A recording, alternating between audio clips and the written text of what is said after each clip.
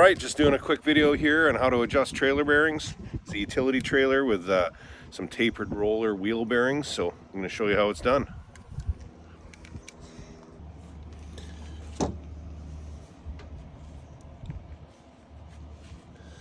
Alright, the first thing we're going to do here is we're just going to tighten up the nut, and we're going to rotate the hub assembly here. I'm going to keep it tight, tightening the nut. And what we're trying to achieve here is to make sure we got new bearings, new seals and everything in this guy. What we're trying to do is make sure that it's seated properly. So as we tighten the nut, we'll back it off again. Get a bit more play. We're gonna do that a couple of times just to make sure we get those bearings all the way down. All right, so now we got, as we're tightening the nut, this doesn't want to turn quite as easy. Good indication that we've got them seated. So now we're going to back it off.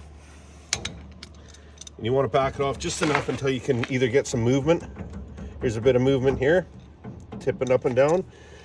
All we're going to do now is bring the nut up until that movement goes away.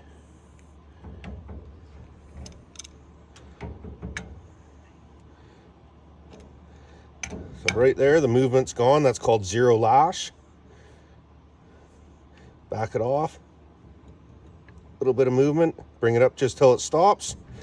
And now now what you do is you look for your cotter pin hole and you just bring it up just to the next cotter pin hole. Right there. There it is. We'll go ahead and put the cotter pin in.